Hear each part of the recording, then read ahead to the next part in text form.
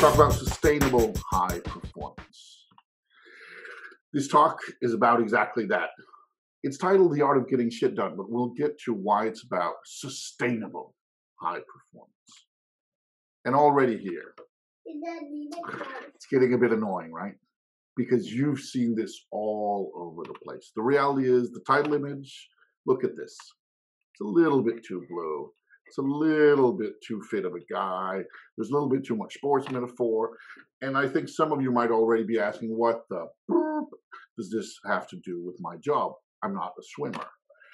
Now I say that's a fair enough point. So we're going to try again. We're going to try with a different opening. No swimming.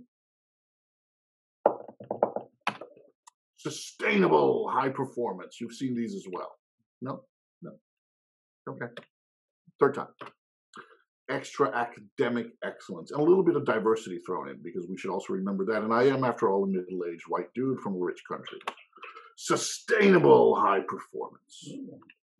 Still too artificial? Last try. Last try. Sustainable high performance. Now with kids. No, not even children. Steer your cold hearts. Okay.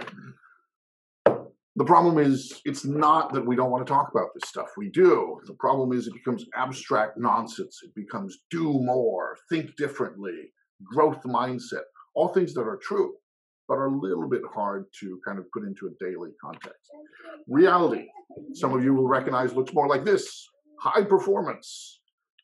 Unsustainable high performance. We don't care about safety. We may die while doing our jobs, but we're going to be super efficient.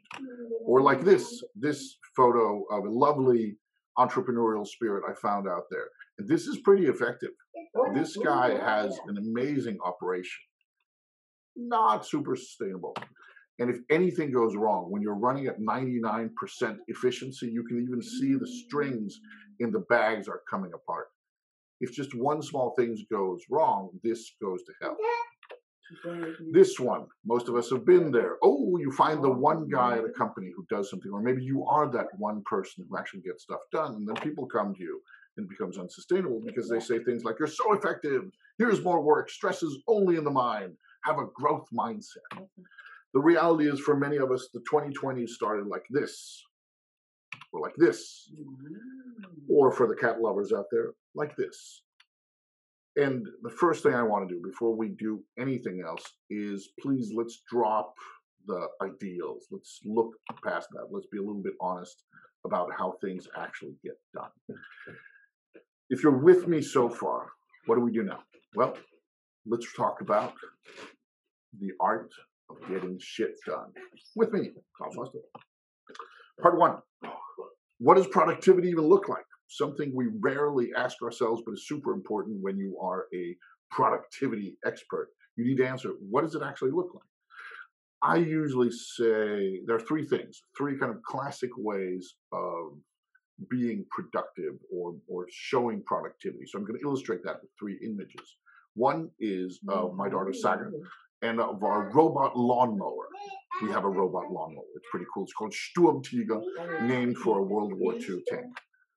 The second is this picture from a 5G network. The first time I was on a 5G network, and I kind of did a speed test on it because I was curious, and it gave me a result of 600 and I think it's 92 or something like that per second. Now my normal internet, the 4G stuff, was like 50 or so. So this is not just a little bit better, it's a lot better. And I promised you three images. The third one is a cheat. It's an image. It's nothing, but it's there. Because there are three tactics, three classic tactics for how to be more productive. One is you can delegate, not to Saga, she's not super productive, but to Sturmtiger, to the robot lawnmower. Because once it's set up, then it does the job. In this case, it's automation as well, so it's doubled the money. You don't even have to worry about its employee health or is it having a good experience. You just have to check up on it once in a while. Second is you can improve something. You can make quantum leaps in making the thing just better. It's not always going to make a difference. This talk doesn't matter if it's on a 50 megabit per second connection or on a 600 one. It doesn't make it better because it's already capped out and it's like stable, Zoom is working, etc. So even if we boosted it to like 15,000, it wouldn't make a difference. And finally, you can eliminate the problem. You can eliminate what it is you're doing. You can say, oh, what if we didn't do that? How to get there? Sounds nice, right? But how to get there? Well, I'm going to give you 3 tips in this talk. One of them is the focus funnel. The focus funnel by Rory Baden, not by me. I wish I'd done it, but I haven't. But it's very good. The focus funnel looks like this. And essentially, whenever you have a problem, situation, challenge, you put it in at the top. And then you find out, can I eliminate it? What happens if I just don't do it? Oh, I have to dress up nice for the party. What if I don't? Oh, we have to get the status report ready for the 4th quarter. What if we don't? We have to redesign the website so it's nicer. What if we don't? Eliminate. What happens if you eliminate the task entirely? If it just goes away, what sort of consequence will that have? There's so many things we can just not do, especially in our work lives, but we do for odd reasons. Number 1, eliminate if you can. Number 2, can you automate it? That Excel copy-paste thing that you do whenever you're sending out proposals to customers, that billing thing, whatever it is, can you automate it? Can you throw in some time now and make it go away forever, or at least kind of reduce it to maybe 1% or 2% of the time in the future? Can you automate? Very much worth doing. And finally, if you can you get somebody else to do it? Does somebody owe you a favor? Do you have money to pay with? Are you just that charming person who gets people to do stuff for free because they want to hang out with you? If you can delegate work, surprise, you're not doing it. And it's no different whether it's doing the dishes or doing your yearly books. If you can delegate, it might not be done as you like, but it will get done. Okay. Finally, Vaden says, if you reach it through the focus funnel, if you get to, you can't eliminate, you can't automate, you can't delegate, then you can do 2 things. You can do the work, you can concentrate and actually do the work, or you can procrastinate. You can say, not happening right now, I'm going to do it later, but you do it on purpose. Not because you can't do it, but because you choose to not do it right now. Now, the really nice thing here is, once you say, I'm not going to do it now, it goes back up through the funnel. Because if you say, I'll look at this in a month, and you've heard Saga now, definitely. If you say, I'm going to look at this in a month, then you start again, because now it might be possible to delegate. Now it might be possible to eliminate. So instead of just putting it down here, which a lot of people do, they have like a to-do list, and then once it's reached there, it's just in a status of pain or getting done, and usually a lot more pain. Vaden is a bit smarter. He says, once it gets to procrastination time, do later, then start over. Because the world might have changed. You might have changed. The job might have changed. If you don't already do this, try it out. Super effective and fun, especially when done in groups. However, it only gets you so far. Leading us to tip number 2, glorious purpose. Now, this is, of course, Loki, played by Tom Hiddleston in the Marvel TV series or Marvel Cinematic Universe. One of the things Loki says at several times is he's burdened with glorious purpose. For those who want a little bit more corporate, Loki is more fun, but for a little bit more corporate, we'll go to this guy. We'll go to Simon Sinek. Simon Sinek is a leadership author, thinker, thought leader, and is pretty famous for being the first guy to really punch through the commercial stratosphere with the message, start with why. Not just start with what are we doing? We make shoes, but why are we doing it? We want to improve public health. Start with why. Made Sinek famous. And one thing he also says is money is not a purpose. And there you even got to see some people. Money is not a purpose. It's not a why. It may be something that comes with it, but why we do stuff should not be making money. For many of us, a little bit of it is. But according to Sinek and people of that lofty sphere, that should not be our why. It should be save the planet or save ourselves or enlightenment or improve infrastructure in China. We should have purpose, glorious purpose. It's not exactly original, but what it is that the third wave, the third phase, something we're coming to now, and that's not original, it's just new. Third phase, you ask? Well, the first phase of this start with why, this purpose-driven stuff was pretty easy. We were here to make money. The world, not so much. At some point, somebody started saying, amongst them Simon Sinek started saying, we should have purpose. We should do something for the planet. We should do something for humanity. We should care. We should care about the world and maybe make a little money. Actually, we shouldn't care too much about the world, but if we just tell people we do, that's nice. So we have these corporate social responsibility things. We have these kind of greenwashing initiatives of, oh, but we're very carbon neutral. We once gave $10 away to somebody who said his name was Carbon, that sort of thing. It's not real, but it looks good on slogans. It looks good in press releases, but it didn't have an actual impact for a lot of companies. Third phase is the interesting one. That's what we're in now, and it's spreading. We should do something about the world. We should be greener. We should be nicer. We should be more inclusive, more diverse. We should also make money. And the surprise, if we do them together, then we're more sustainable because then we can afford to do it tomorrow. Hey, a second. A good example is Dove. If you look here on this weird infographic that I found somewhere, you can see Dove is to the right where there's much more of a purpose focus than a product focus. Now, why is that? It's because Dove is not just owned by itself. It's not the Dove company. And we now have a visitor. It is owned by Unilever. And Unilever is such a big company that they say that their products touch more than 2 billion people every day. So when they start going sustainable and they start going, we need to do something about the world, they make a difference. Now, they own Dove. They also own Ben & Jerry's, the ice cream company. They have some companies that are very purpose-driven, some that are slightly less so, and some that are kind of trying to get there.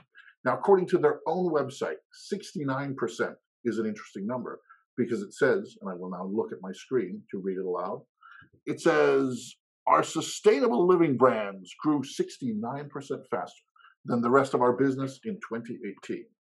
Purpose matters. It matters a lot, but it's not enough. If it was enough, we wouldn't have to pay people. It wouldn't have to be fun to go to work or interesting. We would just have to be burdened with glorious purpose, and that would be it. It doesn't work that way. So it's time for the third tip. This is the big one. Tip number 3, playful productivity. This is where I come in. And this is where this comes in. See, simple, right? Makes sense? You don't need any further explanation. You get it now. Let's step back for a moment. Part 2. Who am I?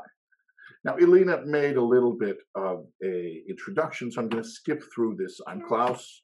I used to do role-playing events. I built the biggest role-playing studio in the world.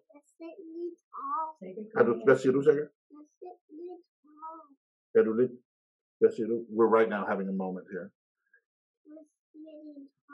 Sodundal? Yeah. You saw a dragon?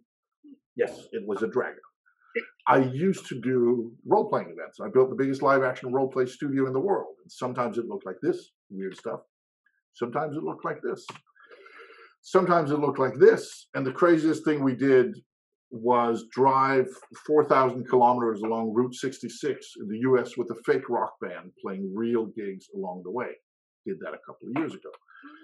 So I used to be the CEO of a company that, when it was at its highest, had 47 people. I used to have a big team. That crashed a couple of years ago and left me with the company that I'd spent 15 years building, dead, kaput, gone, goodbye. Crashed in flames.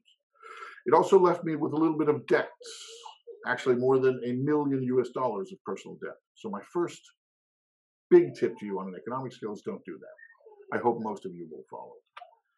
This was me in the spring of 2019. This is fine. Huge debt. Oh, I also recently had become a father to Saga. There were some private life issues. I don't need to go through that part of my life again because this is what it looked like. Since then, and we'll get to why it's interesting. Well, Saga is still around. You just saw her. The debt is a little bit smaller now. And as was mentioned earlier, I'm still the director of the College of Extraordinary Experiences. I'm still a coach at McKinsey. I work as a knowledge partner for Link, the founding partner of the Global Institute for Thought Leadership. I have a stake in a construction company and a restaurant, and of the kind of weird and cool things I get to have a part in. One of them is doing ruby hunts in Greenland. 34 books were mentioned, the events, the talks. I used to tell people that I killed more than 10,000 kids with latex swords. It's slightly less relevant now, but it's still a fun fact. So the reason I mention this stuff is I have a track record of getting shit done. I work with people from all over the world, so this is not just a cultural thing. This, you've already met her, so we don't have to talk more about Saga. And Elena earlier mentioned the 100 keynotes in 100 days. I'm never going to do that again, though it was fun. But why am I telling you all this? I'm telling you this because, and that gets us to part 3, sustainable high performance and the art of getting shit done are actually one and the same thing. 3 premises. I do get shit done. A lot of it. An insane amount of it. Number 2, I have a lot of fun most of the time. Yes, I have bad days. Yes, I have things I need to do that are boring, but I have more fun than most with my work. And 3, I am a huge idiot. I fail all the time. I do stupid things all the time. I make bad decisions all the time.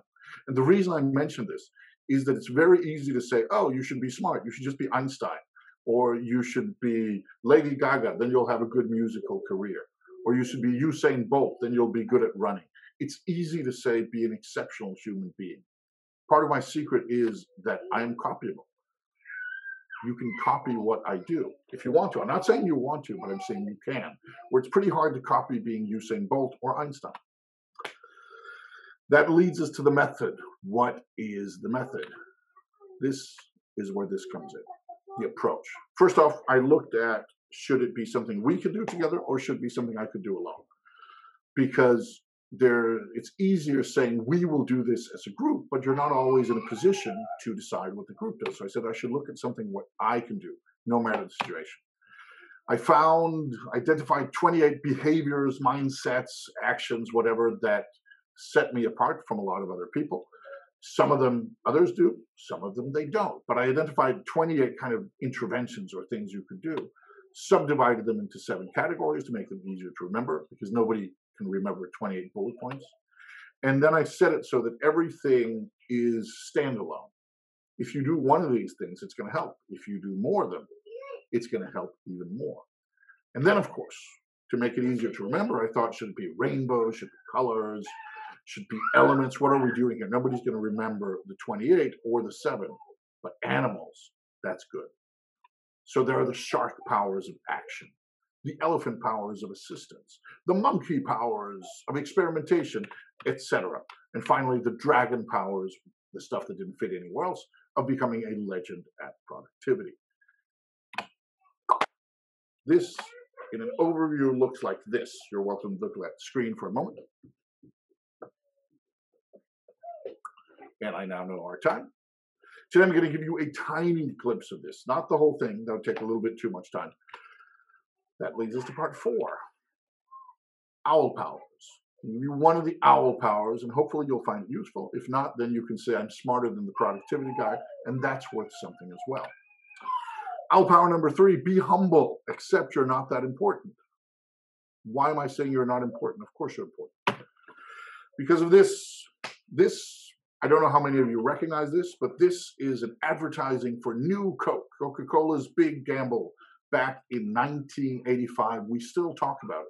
The advertising world still talks about it as one of the big failures, because when Coca-Cola does something, people notice it matters, it costs money, it changes lives, it is noticed and remembered.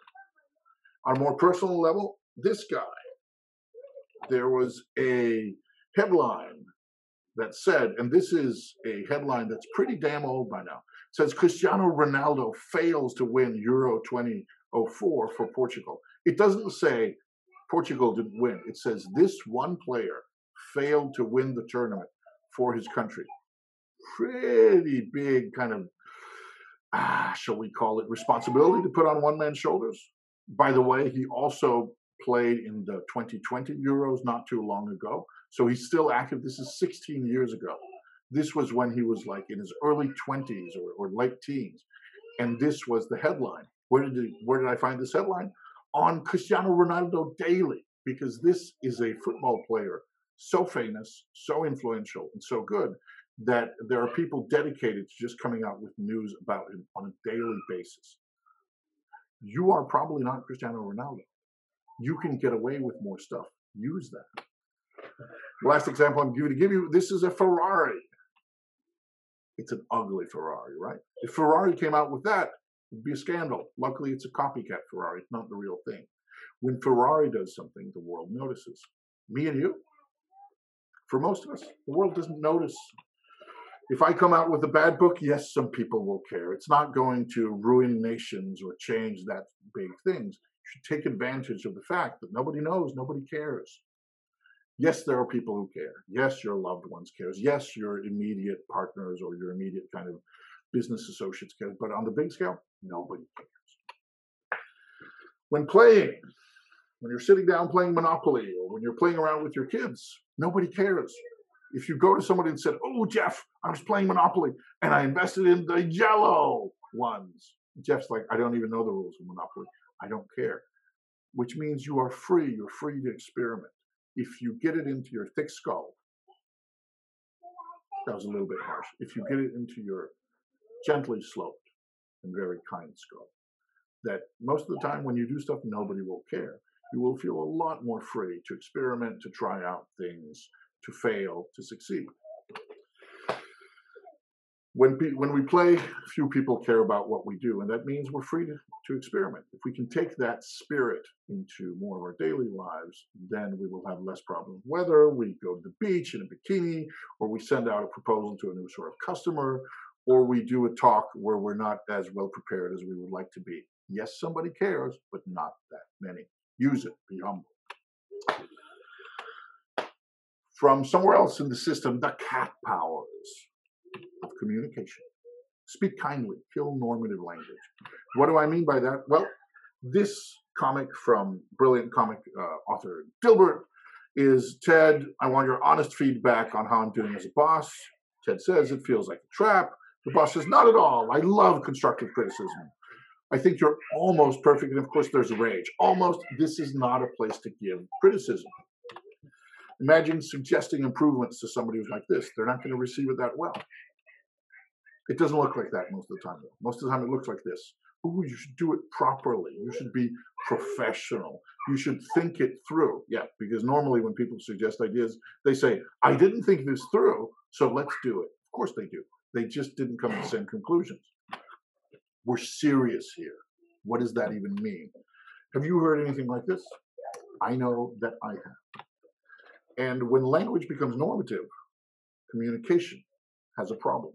Because then suddenly it's not a matter of choosing between different options that are all valid. It's about one person saying, well, we can't do that because we're serious here. What's the other person going to say? Oh, I suggested it because I'm not serious. Of course not. But then it leads to an escalated conflict just to get a suggestion out there. It's totally fair to come into it. Let's say you're producing shoes and say, I think we should get them out of the door faster, accepting a lower standard of quality. Or the other person, the other view could say, I think we should be slower and spend more time on quality assurance, but we should produce fewer shoes. Both of these are actual strategies. But if one person comes and says, we don't do that here, we're serious, then it's no longer a discussion. Then it's about values and morality instead of different viewpoints. It's no longer about two valid viewpoints. It's about one valid viewpoint and one kind of crummy, dirty, we don't do that, we don't even discuss it. That, of course, stifles innovation, stifles productivity, stifles communication. If you can put not in front of something that doesn't make sense, then it fails the not test. I'm flexible. Nobody says I'm not flexible. If they do, then they might not be the right person for what you're looking for. If you're a taxi driver, you don't come in and say, I have a driver's license. Well, of course you do. If not, you wouldn't be applying for the job. So don't use this. Don't use normative language if you can get away with it, because shutting down discussions is easy, but it doesn't help anybody. It helps your ego, but it doesn't help productivity or innovation.